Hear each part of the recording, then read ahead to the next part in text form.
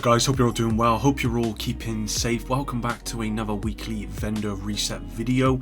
I do have at least one more video for this week in the next couple of days talking about a patch coming to the Division 1. A pretty good patch actually. Might actually go back and play that a little bit more. Also, some more news about the Division 3, if you can believe that. But anyway, we'll get on and we'll see what's going on in this one, and we'll see what's at the vendor reset this week. So to start off with, we've got the Glory Days here with the perfect nearsighted, probably one of the worst talents in the game. Assault rifle damage, health damage, damage to targets out of cover. The actual attributes are pretty good here though. MP5N with Eyeless. We've got an AKM with Perpetuation. PX4 Storm Type F with Finisher. We've then got a Gilligard backpack, all blues with Unstoppable Force. All blues not really working that well with Unstoppable Force. We got an Alp Summit chest piece, full rainbow with Intimidate. Intimidate still being one of the best damage talents in the game. 7.2% headshot damage mod, 6.4% deflect duration, 6% duration for turret, and then 6.4% duration for the sticky. Alright, so at the clan vendor, we got the Mozambique special with perfect breadbasket. It's actually one of the best talents in the game, I think, but I'd never want to see it on a pistol really, which is a shame. So maybe it's kind of one of those talents that the devs need to look at for the next content update to see whether their talents need to be adjusted to different weapons. I don't know. Pistol damage, max health damage on that one. We've got Future Initiative gloves with explosive resistance, Negotiator Dilemma gloves with weapon damage and crit chat, so those work well for that piece. Hardwired gloves with status effects. We then got a Resolute MK47 with rifle damage, crit damage, headshot damage, and in sync, so that actually works pretty well, and I really do like the Resolute MK47. I like rifles in this game in general. Enhanced PP19 with max crit chance at 21%, SMG damage, health damage, reformation, I don't know the right way of saying it, but I always say reformation, so we'll stay with that. We've got a Yao Gear mask with armor, health, skill haste. If you're new to this game and you probably haven't seen Yao all that often. It doesn't come up all that often because it's mainly in the DZ, but it's actually one of those pieces that I don't have a lot of.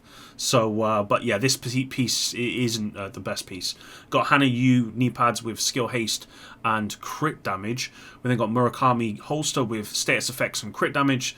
Walker and Harris knee pads, weapon damage, crit chance, skill damage, and then we got Murakami gloves with repair skills and armor regen. 17.4% repair skills mod, 4.4% duration hive. We then got 9% disorient resistance, so almost max, which is 10%. And then we've got 7.9% health for the hive. So the theatre, what have we got? We got Fox's Prayer. So this is the Overlord piece with weapon damage, damage to targets out of cover, and explosive resistance. Ideally, you want to get rid of that explosive resistance, probably put on another red there, or if you're using a build like one of mine as a hybrid, you might want to put skill damage there. Just overall, this is one of the best talents best pieces of gear in the game, and has been for a very long time. We'll see how the meta switches up with year 3, and see whether this is still one of the best pieces in the game. We've got a military M870 with Vindictives, SIG 716, max crit damage, stability, rifle damage, eyeless, so not worth it. Grupo Sombra gloves, full rainbow. We got a Seska knee pads with weapon damage, repair skills, and weapon handling, so nothing really there. 11% protection from elites. I believe the maximum you can get on this is 13. It might be more. Let me know in the comments if it's more than that. I can't remember. 4.1% damage for the mines, 4.1% holster regeneration for shield, 7.9% speed for the Firefly, and then 6% duration for decoy. So the only thing worth picking up from here, guys, really is going to be these Fox's Prayer, unless of course you somehow missed out on these protection from elites mods that appear to be coming up quite often in vendor reset videos. Then you probably want to pick these up as well. Right, so the campus settlement, we got Night Watcher with 100% scanner pulse haste with armor and headshot damage. Let's move on. Hunting M44 with perpetuation. We got a Negev with the LMG damage targets out of cover, crit chance, and vindictive. It's a real shame that vindictive's on there, but yeah, other than that, the Negev's still one of my favorite LMGs in the game. If you remember, if you've been playing this for a while, you remember when this was really strong. We have the Murakami mask with health, crit damage, rainbow, Providence holster, weapon handling, crit chance, and weapon damage. So not a bad pickup if you're in need of a full red Providence holster. 8.5% skill duration mod, 7.9% ensnare duration, 4.2% duration for the hive, 6.3% cone size, and then 5.7% shock radius. DZ West main entrance, we got the Harmony, which is the Resolute MK47 named rifle with perfectly in sync. Again, one of my favourite guns in the game. Rifle damage, crit damage, magazine size. So not the best set of attributes, but definitely worth picking up if you're in need of a good rifle. And this one has perfectly in sync, which is one of the best damage dealing talents in the game for skill and weapon damage.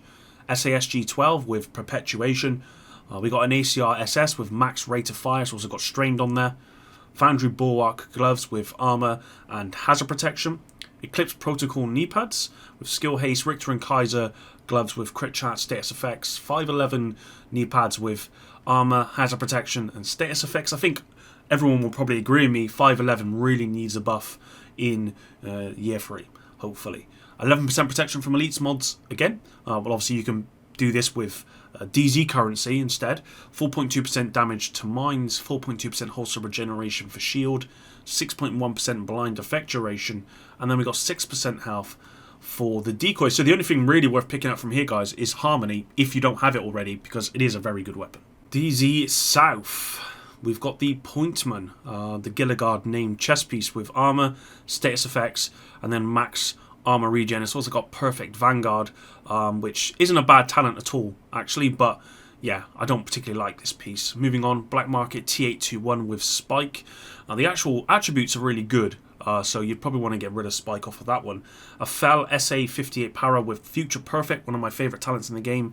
Assault Rifle damage, health damage, crit damage, and actually I really like the Fel in this game as well. Disarus Pistol, we got a hardwired backpack with status effects. We got a Aces and 8s chest piece, weapon damage, headshot damage, so that's actually pretty good. We've also got Providence backpack with leadership. It's got weapon damage, headshot damage, status effects. Elp Summit chest piece, status effects, health, and then tag team.